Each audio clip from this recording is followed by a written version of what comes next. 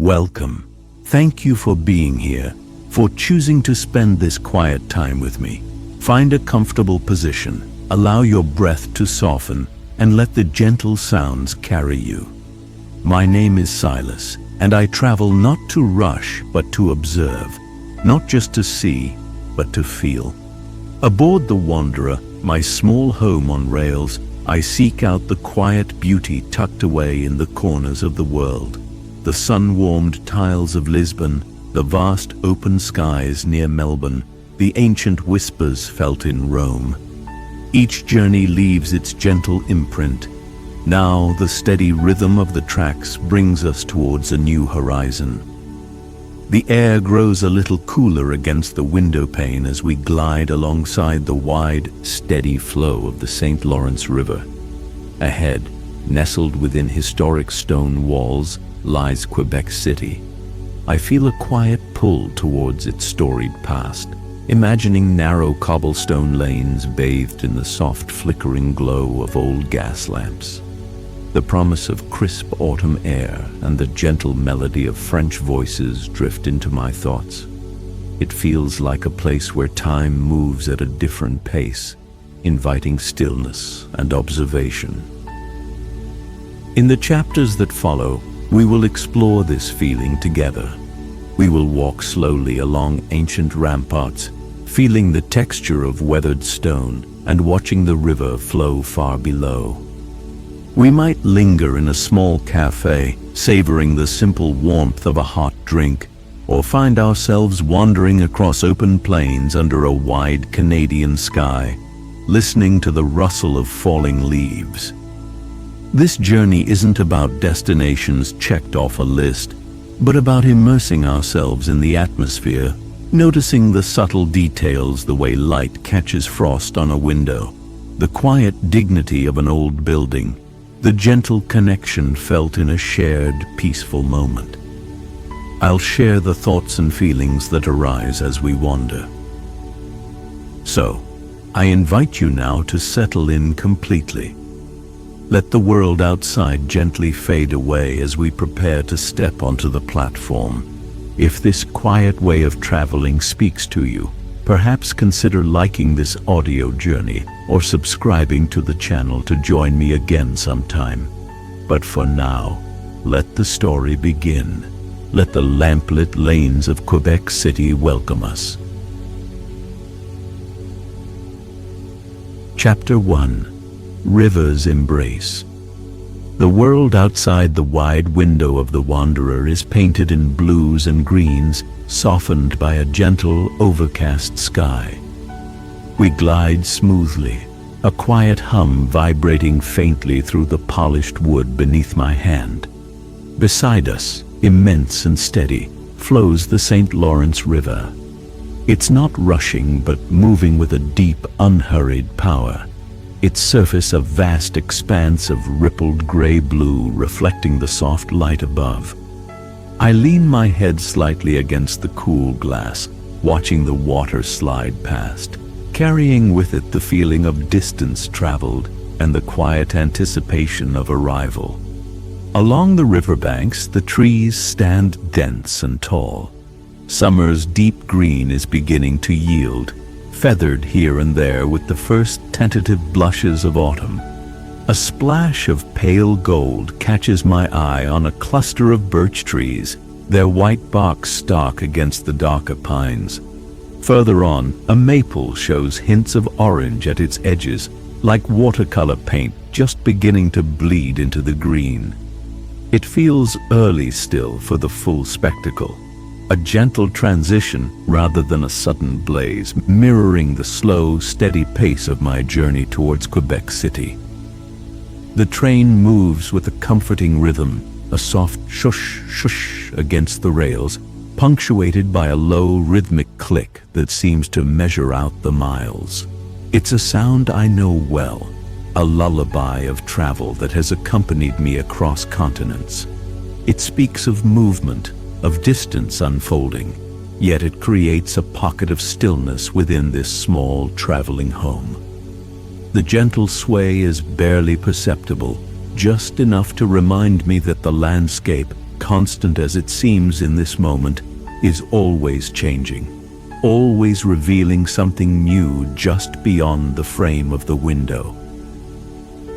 My thoughts drift, following the flow of the river. Its sheer scale is humbling. It feels less like a river and more like an inland sea, stretching wider than my eye can comfortably grasp, connecting this landlocked point to the distant ocean. I remember other waters, the canals of Amsterdam, the sparkling Mediterranean near Barcelona, but this feels different. Older perhaps, wilder beneath its calm surface.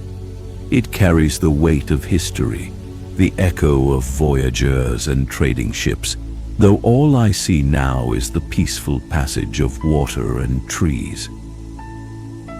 Through gaps in the near forest, I catch glimpses of rolling hills climbing towards the horizon. The Laurentians, I think, their shapes softened by distance and the hazy air. Small farmhouses occasionally appear, simple structures nestled into clearings, their roofs dark against the landscape. There's a quiet hardiness to them, a sense of belonging to this specific place. It's subtle, but the feeling of the land is shifting, whispering of the distinct character of French Canada, even before the city itself comes into view. The light inside the carriage is soft, diffused by the clouds. Dust motes dance lazily in the air, illuminated where the light catches them. The scent of old wood and books, the familiar quiet aroma of the wanderer, is a comforting presence. I trace a pattern on the condensation near the bottom edge of the window with my fingertip, the glass cool beneath my skin. Outside, a lone bird glides low over the water, its wings dark silhouettes against the gray surface before it vanishes behind a stand of pines. Quebec. The name itself holds a certain resonance, a feeling of stone walls and history, of a language and culture preserved. I try to picture the city, remembering photographs I've seen, the steep rooftops, the imposing castle-like hotel, the narrow streets. But images are static things. The reality, I know, will be in the feeling of the place, the sounds, the light, the way the air settles in the quiet corners. My curiosity isn't loud. It's a gentle leaning forward, an openness to what this next chapter of the journey might hold. The river continues its steady, companionable presence. The banks seem perhaps a little closer now, the details slightly sharper. There's a sense that we are drawing nearer, the vast wilderness slowly beginning to coalesce towards civilization. I take a slow, quiet breath, letting the rhythmic motion of the train soothe me. The approach is as much a part of the experience as the arrival itself. I settle back into my seat, content to watch the river embrace this land and wait peacefully for the first sight of the city's silhouette against the horizon. Chapter 2. Stone Walls. Beckon. The gentle rocking motion gradually eases, the rhythmic pulse of the tracks fading into a final, soft sigh. The wanderer glides to a halt beneath a high, arched roof. Outside the window, the platform stretches out, relatively quiet compared to the bustling hubs I've known elsewhere. I gather my worn leather satchel, the familiar weight settling comfortably on my shoulder. Taking a slow breath, I step down from the train, my feet landing solidly on the concrete platform. The air here feels different, cooler, carrying a faint scent of stone dust and perhaps the distant river. I pause for a moment, taking in the station. Gare du Palais.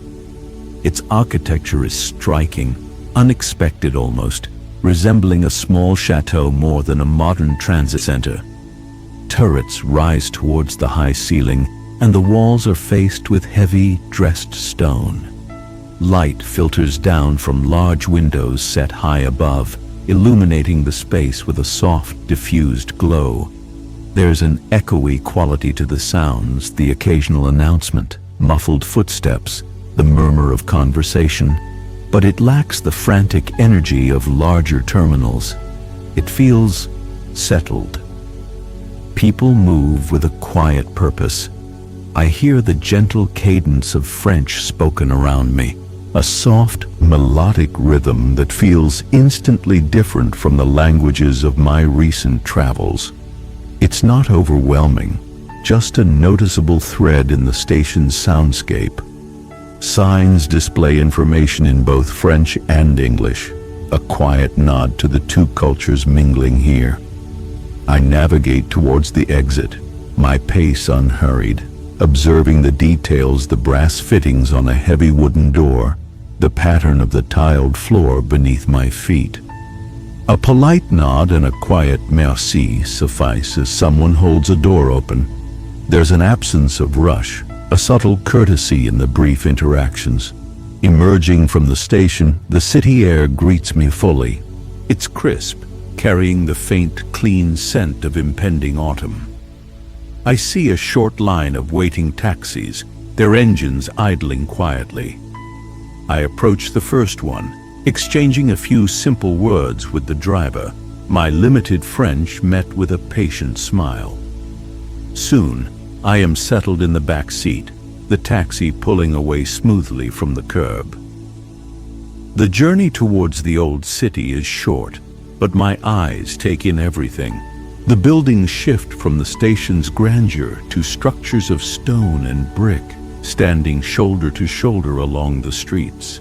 There's an undeniable sense of age here, different from the sleek lines of newer cities or the crumbling ruins of ancient ones. This feels lived in, preserved. We turn onto a narrower street, and suddenly, rising ahead, I catch my first proper glimpse of the fortifications, a formidable wall of grey stone defining the boundary of the historic heart. The taxi climbs a gentle slope, the engine humming softly.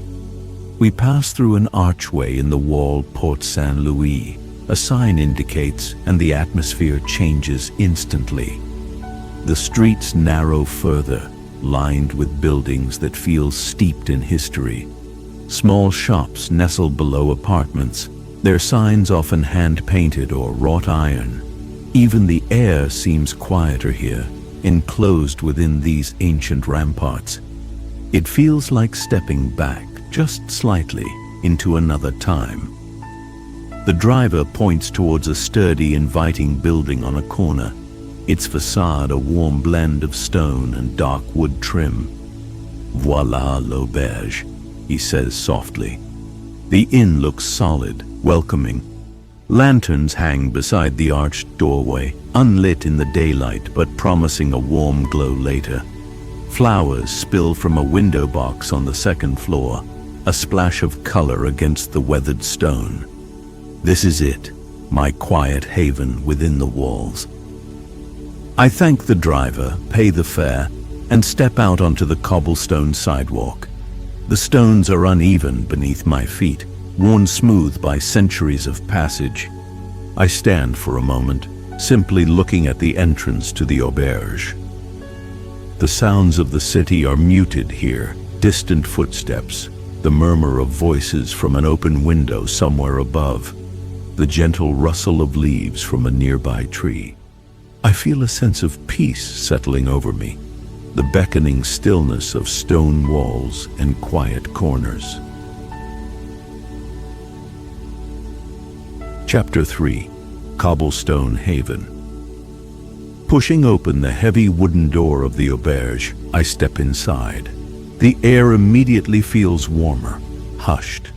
The sounds of the street outside dim considerably, replaced by a gentle quietness. A scent of beeswax, old wood, and perhaps faint coffee hangs lightly in the air. To my right, a small reception desk sits tucked into an alcove, unattended for the moment, but a small bell rests upon it. Polished wood floors gleam softly underfoot, reflecting the warm light from a nearby lamp. A smiling woman emerges from a doorway behind the desk, wiping her hands on an apron. We exchange quiet greetings, her French accented with warmth. The check-in process is simple, personal. She retrieves an old-fashioned brass key attached to a heavy wooden fob and leads me towards a narrow staircase tucked away at the back of the small lobby.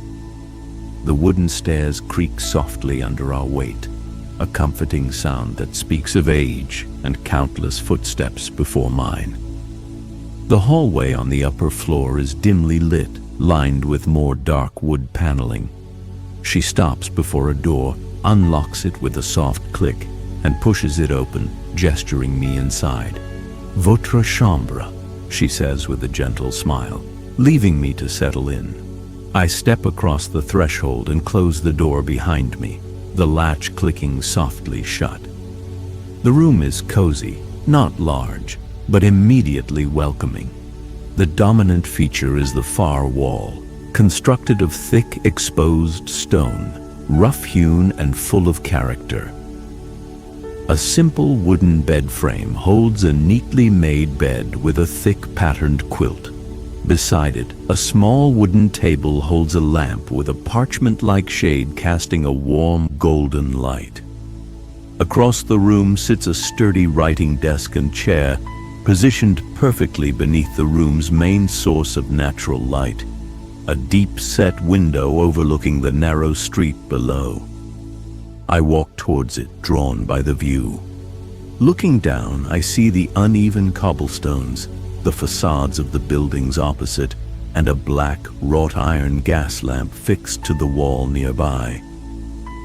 I run my hand along the cool, rough surface of the stone wall beside the window. It feels solid, ancient, grounding. There's a deep sense of history embedded in these stones, a feeling of shelter and permanence. The floorboards beneath my feet are wide planks of dark wood, slightly uneven in places, polished smooth by time. The room is simply furnished, yet every piece feels chosen with care, contributing to an atmosphere of understated comfort and quiet charm. Slowly, deliberately, I place my satchel on the luggage stand near the small wardrobe. I begin to unpack, taking out my notebook and pen, placing them on the writing desk. My camera finds a spot on the bedside table. The simple act of arranging my few belongings helps me connect with the space, making it feel like my own quiet corner for a little while. The process is unhurried, mindful. Each item placed is a small anchor in this new place. The sounds from the street are muffled, softened by the thick walls and the glass of the window pane, the occasional passerby's footsteps on the cobbles, a distant laugh, the gentle rumble of a cart perhaps. It's not intrusive noise, but rather a subtle reminder of the life flowing gently outside these peaceful walls. Inside, the quiet feels deep, restorative, a perfect space for contemplation, for simply being. I sit down on the edge of the bed, the quilt soft beneath my hand. I look around the room again, taking in the interplay of light and shadow, the textures of stone and wood, the feeling of being enclosed in this historical haven.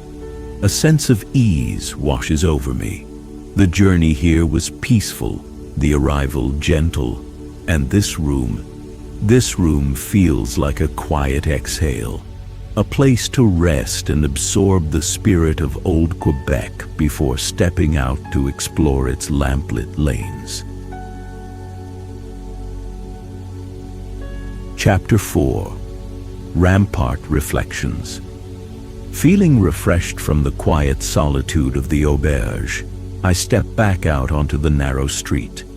The cobblestones feel solid beneath my comfortable shoes.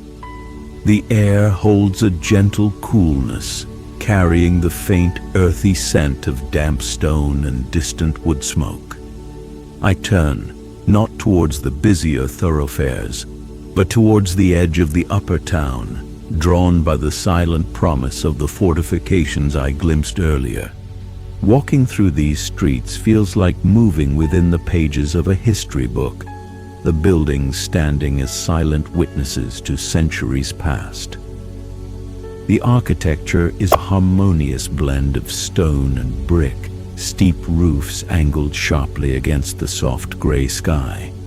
Wrought iron balconies grace some facades, while others feature sturdy wooden shutters painted in muted colors.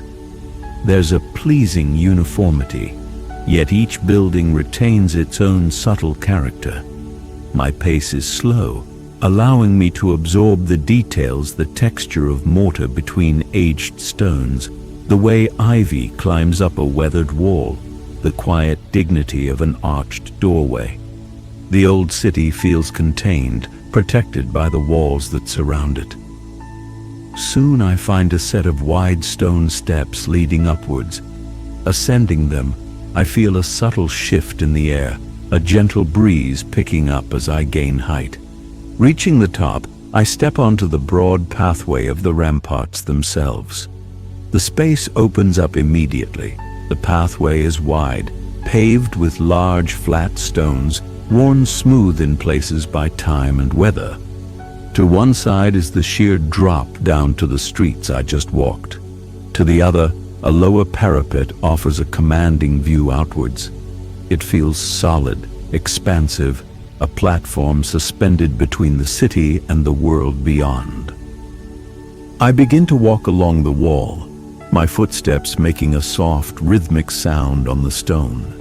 The wind whispers past my ears, carrying faint sounds from the city below the distant chime of a bell, the murmur of traffic outside the walls, the occasional call of a gull circling overhead. Below me, the intricate pattern of rooftops unfolds like a map, steep angles, dormer windows, smoking chimneys clustered together. Narrow streets twist between them, disappearing around corners, hinting at hidden courtyards and quiet squares I have yet to discover. Turning my gaze outwards, the view is vast. The St. Lawrence River stretches wide and immense, its surface reflecting the subtle shifts in the overcast sky. Across the water, the opposite shore is a ribbon of green and gold, the autumn colors more pronounced from this distance. Far below, near the river's edge, the lower town nestles compactly, and beyond it all, the rolling landscape stretches towards the horizon, hazy and blue in the distance. The sheer scale of the view brings a sense of quiet expansion within me. I find a spot where the stone parapet is wide enough to lean against comfortably. The stone feels cool and solid beneath my hands. Generations have stood here, I think, gazing out at this same river, these same distant hills, though the city itself has changed around them.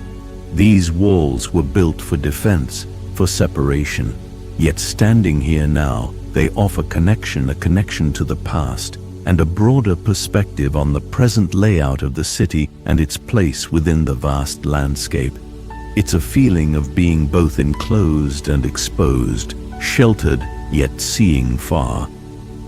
My eyes follow the flight of a small bird as it darts past, soaring effortlessly on the breeze. I notice the subtle textures on the ancient stones of the wall itself, patches of pale green lichen clinging tenaciously, small hardy plants sprouting from crevices. The variations in color and wear from centuries of exposure to wind, rain, and ice. These small details speak of resilience, time passing slowly and leaving its gentle mark. The light remains soft, filtering through the clouds, bathing the scene in a calm, even illumination. A deep sense of peace settles over me here, high above the city streets. The wind's soft murmur, The expansive view, the solidity of the stone beneath me, it all combines to create a moment of profound stillness. It's a chance to simply be, to observe without judgment, to feel the pulse of history beneath the surface of the present moment. I linger for a while longer, absorbing the quiet majesty of the scene, letting the wind carry away any lingering thoughts, leaving only the gentle awareness of being here, now, on these ancient walls overlooking the river. Chapter 5. Lamplit Lanes. As the afternoon light begins to soften towards evening, I make my way down from the ramparts. The air feels a little cooler now, hinting at the night to come. The broad perspective of the walls gives way once more to the intimacy of the enclosed streets. I decide to head towards the lower town, towards the district known as Petit Champlain, drawn by the promise of its narrow lanes and historic charm, especially as twilight approaches. I could take the steep stairways known locally as cassicou or breakneck stairs, but opt instead for the gentle descent of the funiculaire, the small cable car connecting the upper and lower towns. The short ride down is smooth and quiet, offering brief, framed glimpses of the lower town's rooftops and the harbor beyond. Stepping out at the bottom, the atmosphere shifts immediately. The streets here are narrower still, winding and intimate, lined with tall historic houses and inviting shop fronts. It feels even older than the upper town, perhaps closer to the river, closer to the city's origins. The cobblestones underfoot are smooth and tightly packed, echoing footsteps with a gentle resonance. Darkness is gathering softly in the corners and alleyways, but the street is beginning to glow. Warm light spills from the windows of small boutiques, artisan shops, and cozy restaurants. Each window seems carefully arranged, offering inviting glimpses of crafts, artwork, or tables set for dinner. And then, I see them. The old-fashioned gas lamps mounted on black wrought iron posts or fixed to the stone walls. One flickers to life as I watch, its mantle catching flame with a soft pop, casting a gentle, warm amber glow onto the surrounding cobblestones. Slowly, more lamps ignite along the lane, their soft light pushing back the deepening blue of the twilight sky. The effect is magical, transforming the narrow street into something out of a storybook. The gaslight isn't harsh or overly bright. It's soft, warm, creating deep shadows and highlighting the textures of the stone walls and wooden shutters. It feels gentler than electric light, more alive somehow, flickering subtly with the evening air. I find myself walking slower, wanting to savor this transition into night. The sounds here are soft, muffled by the enclosing buildings. Footsteps echo gently, mingling with the low murmur of conversation from passers-by or diners seated at outdoor tables, wrapped in blankets against the evening chill. Occasionally, the quiet clink of cutlery or the soft strains of music drift from an open doorway.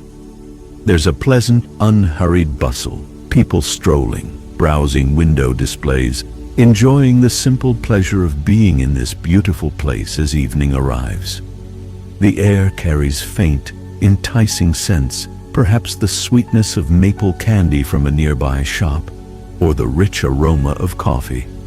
I pause often, leaning against a cold stone wall, simply watching the scene unfold. I have no destination, no specific goal other than to absorb the atmosphere. A couple walks past hand in hand, their faces illuminated briefly by a gas lamp. A shopkeeper carefully arranges a display in their window. The light catches the colorful weaves of scarves in one shop, the glint of polished wood in another. It's the small details that capture my attention. the intricate ironwork of a shop sign, the reflection of a lamp in a puddle from an earlier rain shower, the way the warm light catches the wisps of steam from a cup of hot chocolate. This feels like the heart of the city's charm, these lamplit lanes. It's easy to imagine horse-drawn carriages on these cobbles centuries ago, the scene perhaps not so different.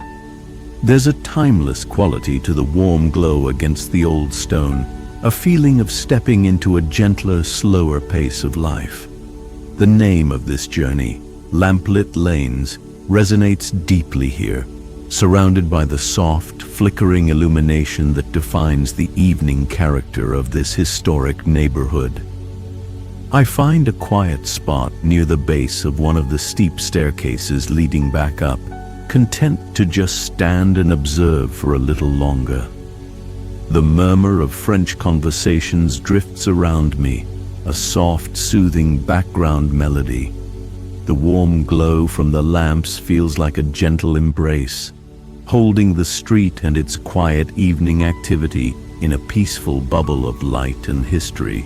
I feel no need to rush away, happy to linger here, enveloped in the simple, profound beauty of the Quebec City twilight. Chapter 6.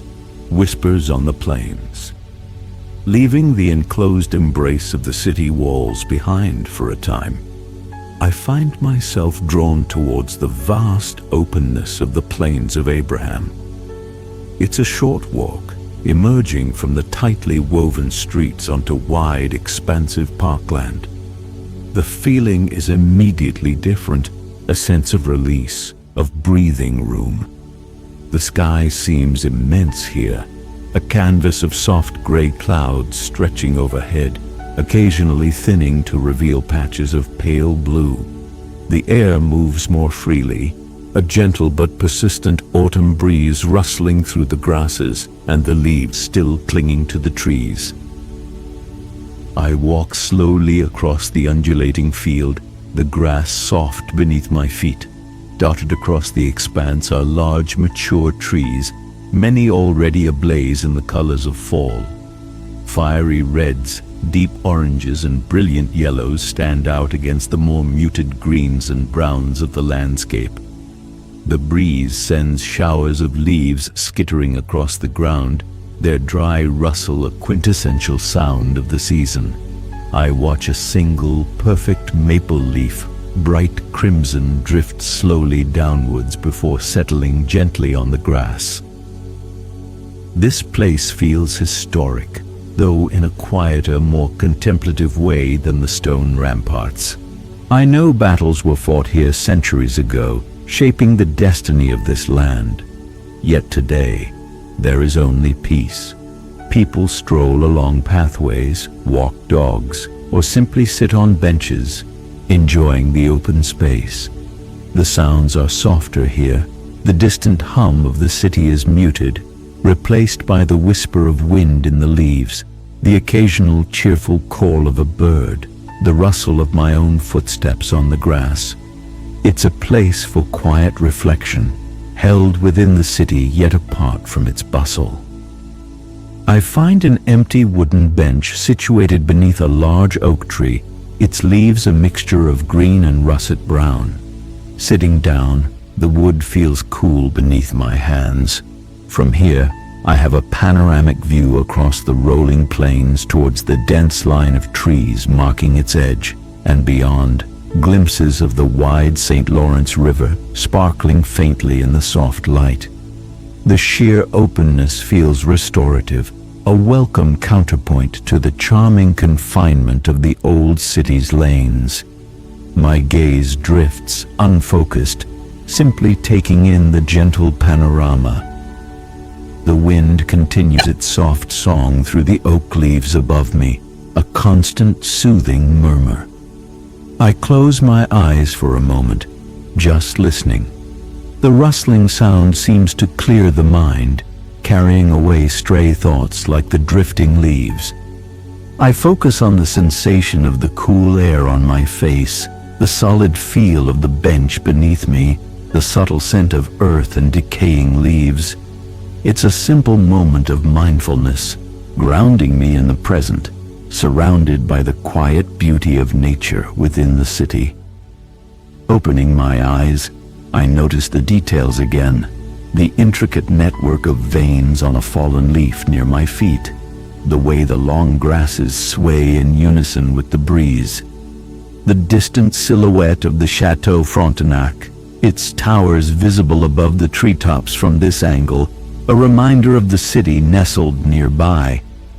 It's a place where nature and history quietly coexist. I pull out my small notebook and pen, not to write extensively, but perhaps just to jot down a few words, a sensory impression, capturing the feeling of this peaceful expanse. Time seems to slow down here. There's no urge to move on quickly. I watch as a family flies a kite in the distance, its colorful tail dancing against the gray sky. A man sits reading on a nearby bench, lost in his book.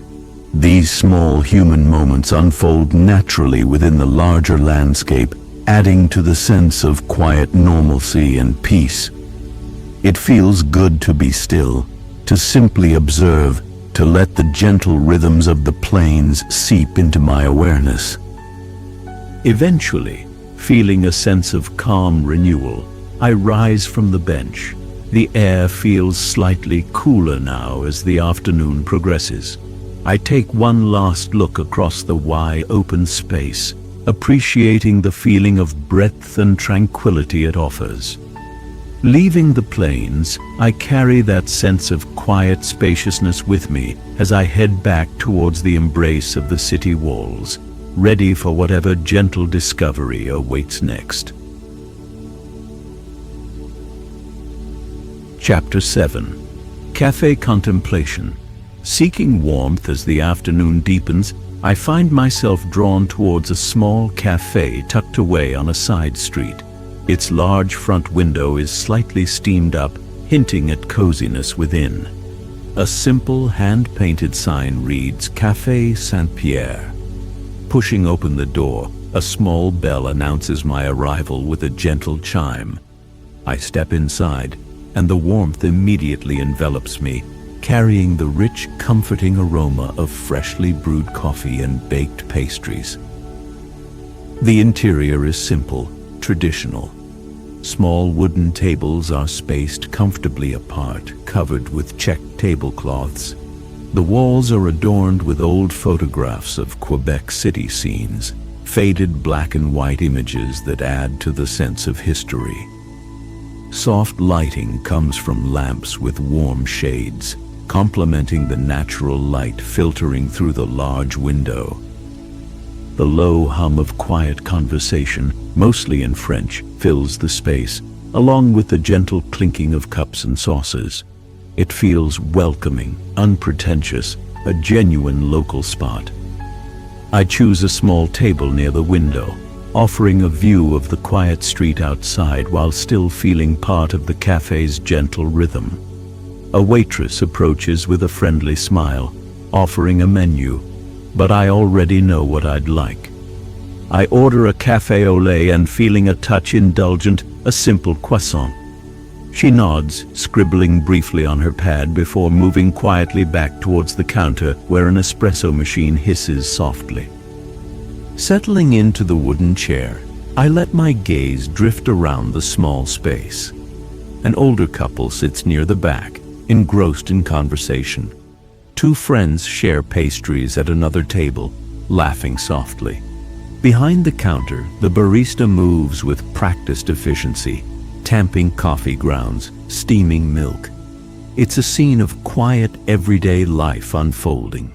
There's no rush, no sense of urgency. People seem to be savoring their time here, enjoying the simple pause in their day. My coffee arrives in a wide, handleless, bowl-shaped cup, the steamed milk creating a pale swirl on the surface. Beside it rests the croissant, perfectly golden brown and flaky. The aroma rising from the cup is wonderful, warm, rich, inviting. I lift the heavy ceramic bowl with both hands, feeling its comforting warmth seep into my fingers. Bringing it to my lips, I take a slow sip. The coffee is smooth, strong, but mellowed by the generous amount of warm milk. It's simple, yet deeply satisfying. Looking out the window, I watch the occasional passerby stroll along the cobblestone street. An elderly woman walks slowly, carrying a shopping bag. A young man cycles past, the tires bumping softly on the uneven stones. Leaves drift down from the trees lining the street. Observing these small, fleeting moments from the warmth and comfort of the café feels like watching a quiet film unfold. It's a reminder of the constant, gentle flow of life happening all around, even in the quietest corners. I break off a piece of the croissant. It flakes beautifully, showering tiny crumbs onto the plate. The texture is light, airy within, crisp on the outside. The taste is simple, buttery, delicious. I alternate slow sips of coffee with small bites of the pastry, savoring each mouthful. This simple pleasure, a warm drink, a fresh pastry, a quiet moment to observe, feels like a small luxury, a moment of perfect contentment. My notebook remains closed in my satchel. Sometimes it's enough just to be present, to absorb without analyzing. The soft murmur of French conversation continues around me, a soothing background sound. I don't understand most of it, but the gentle cadence and polite intonation are pleasant to listen to. It reinforces the feeling of being immersed in this place, experiencing its unique cultural flavor in an authentic, everyday setting. I finish my coffee, cradling the warm cup until the last drops are gone. The feeling of warmth spreads through me, a welcome defense against the cooling autumn afternoon outside. Lingering for just a few more minutes, I feel rested, centered, ready to step back out into the Quebec City air. Chapter 8. Terrasse Twilight. As true evening begins to settle, painting the sky in deepening shades of indigo and gray, I find myself walking along the Terrasse du Ferin. This wide wooden boardwalk, perched high above the lower town, feels like the city's grand balcony. The air is distinctly cooler now, carrying the crispness of an autumn night and the faint, clean scent of the nearby river. To my left, the imposing silhouette of the Chateau Frontenac rises against the darkening sky, its turrets and steep copper roofs instantly recognizable, lights beginning to twinkle in its many windows. The boardwalk is made of long wooden planks, and my footsteps echo softly as I stroll along its considerable length. Other people are out too, couples walking arm in arm, families pausing to take photographs, individuals simply gazing out at the view, all moving at a relaxed evening pace. Old-fashioned green benches line the railing, offering places to rest and contemplate. Decorative lampposts, similar in style to the gas lamps below but electric here, cast pools of warm light along the walkway, creating a welcoming ambiance against the encroaching darkness. I approach the wide wooden railing that runs along the edge overlooking the St. Lawrence. Leaning against it, the wood feels smooth and cool beneath my hands. The view is magnificent. Far below, the lights of the lower town glitter, nestled compactly between the cliff and the river. Beyond that, the vast expanse of the river stretches out, a dark, shimmering ribbon reflecting the lights from the opposite shore. The city of Lévis, across the water, sparkles like scattered jewels against the dark backdrop of the land. Ferries glide silently across the dark water, their lights moving steadily between the two shores, leaving faint phosphorescent wakes behind them. A deeper sound drifts across the water, occasionally the low, resonant call of a ship's horn, echoing slightly in the vast space. The breeze coming off the river is steady, cool enough to make me pull my jacket a little closer. It carries the faint, damp smell of the water and distance. The presence of the Chateau Frontenac beside me is undeniable. It's not just a hotel.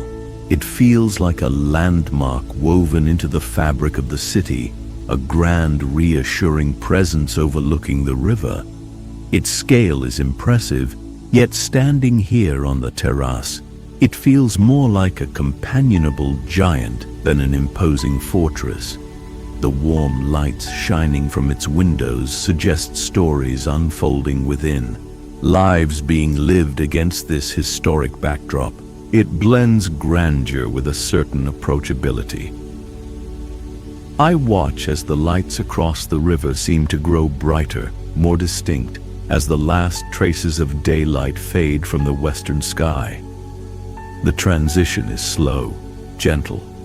The deep blue overhead deepens towards black, and stars begin to prick through the thinning clouds, distant and faint. The combination of the vast, dark river, the twinkling city lights, the cool night air, and the historic grandeur beside me creates a unique and memorable atmosphere.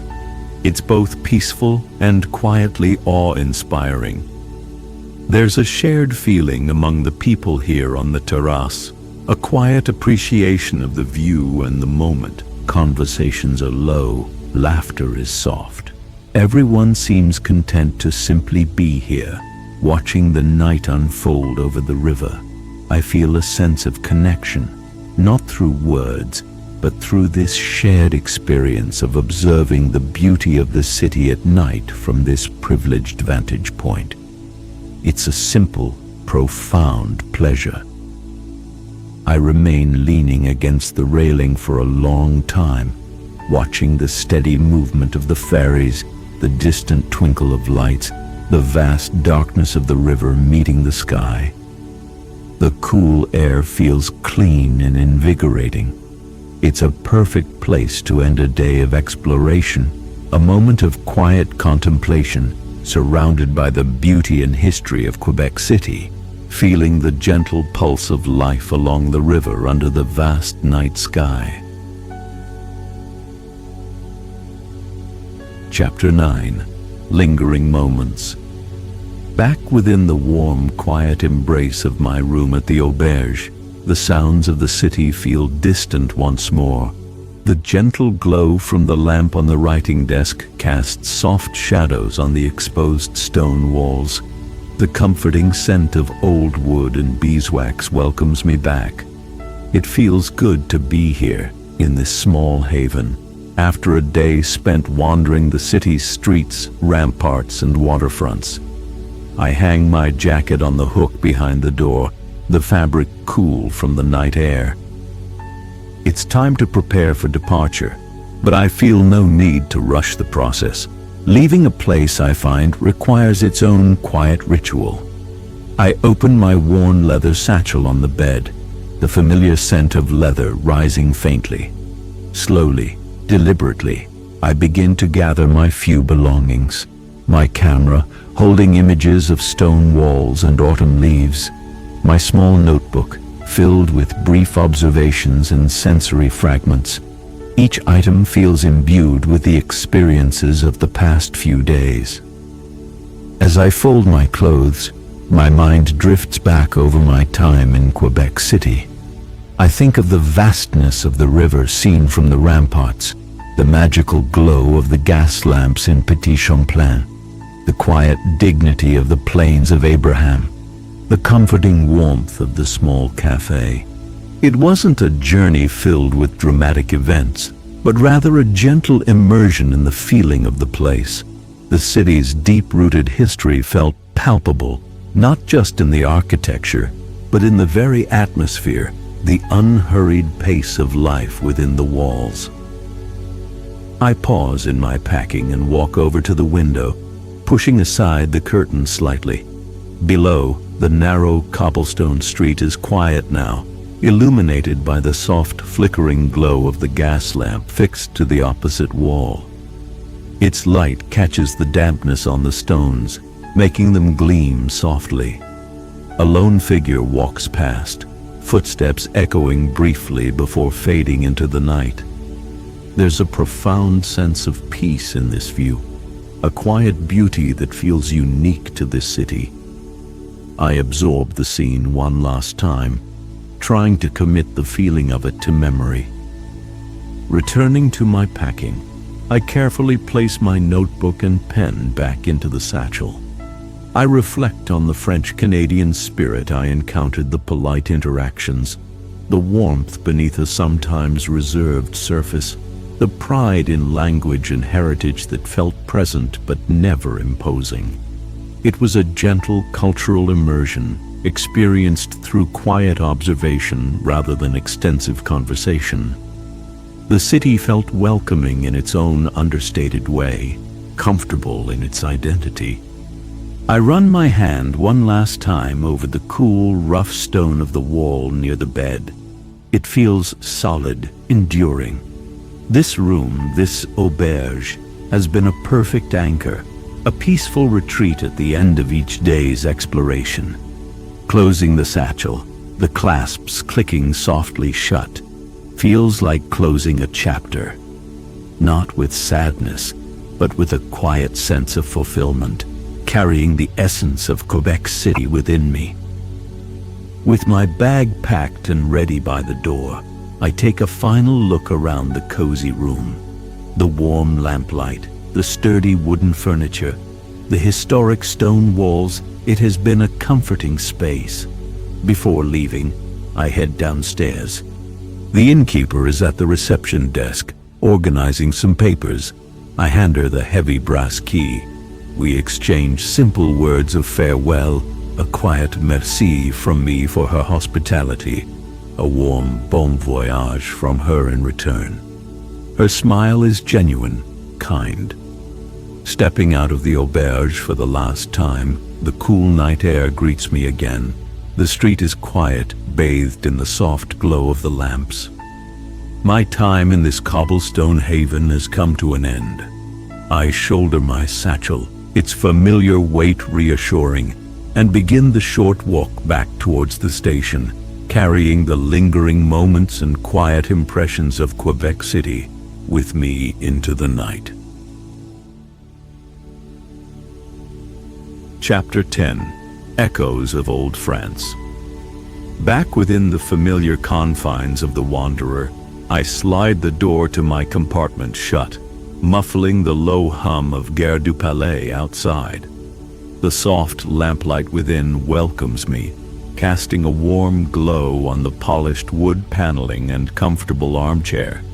The familiar scent of old books and wood fills the air, a scent of home, even though this home is constantly in motion.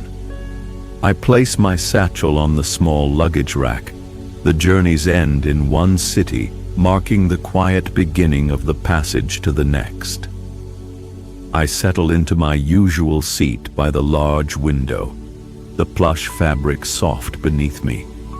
Outside on the platform, a few figures move about, preparing for departure, but the earlier quietness of the station persists. I look out at the station's chateau-like architecture one last time, its stone facade illuminated by warm lights under the night sky. It feels like a fitting gateway to and from a city so steeped in history. With a barely perceptible jolt, the train begins to move, slowly at first, gliding almost silently away from the platform. The station lights slide past the window, followed by the darkness beyond the tracks. The gentle, rhythmic clickety-clack begins, soft and hesitant initially, then gradually finding its steady, familiar tempo. The comforting sound fills the quiet compartment, the heartbeat of the journey resuming once more. Through the window, the lights of Quebec City begin to drift by. I catch glimpses of the city walls, illuminated here and there, standing as stoic guardians in the night. Then, rising majestically above the lower rooftops, the silhouette of the Chateau Frontenac appears, its iconic towers dark against the slightly less dark sky, a final grand farewell. Soon, even that recedes, replaced by the scattered lights of suburban houses, then fewer lights, interspersed with growing patches of darkness. I lean my head back against the seat, watching the city dissolve into the night. My thoughts turn to the unique character of the place I'm leaving behind. Quebec City felt like nowhere else I've been. It's North America geographically, yet the echoes of old France are undeniable in the language, the architecture, the cuisine, the very rhythm of life within the old city walls. It's a fascinating blend, a culture carefully preserved and carried forward through centuries. The experience was gentle, contemplative, much like the city itself seemed to invite. There were no grand epiphanies, just a quiet appreciation for beauty found in weathered stone, flickering gaslight, autumn leaves, and the simple warmth of a shared space like a café or the Terrasse du Forain. It was a journey measured in atmosphere and feeling rather than miles covered or sights seen. The city revealed itself slowly, subtly, rewarding patient observation. The rhythmic clatter of the wheels on the track becomes more constant now, a soothing backdrop to my reflections. The darkness outside the window is deeper, punctuated only occasionally by a distant farmhouse light or the faint glimmer of stars. The wanderer carries me onward, away from the St. Lawrence River and the stone ramparts, towards whatever destination lies ahead. But the echoes of Quebec, the feeling of its lamplit lanes and quiet corners, will remain woven into the tapestry of my travels. I feel a sense of peace, of quiet contentment. Each journey adds another layer, another perspective, another set of sensory memories. Quebec City offered its own unique gifts, a sense of history made tangible, the beauty of preserved heritage, and moments of profound tranquility. As the train carries me further into the night, I close my eyes, letting the gentle motion and the steady sound of the wheels lull me, holding on to the quiet echoes of old France found in the heart of Canada.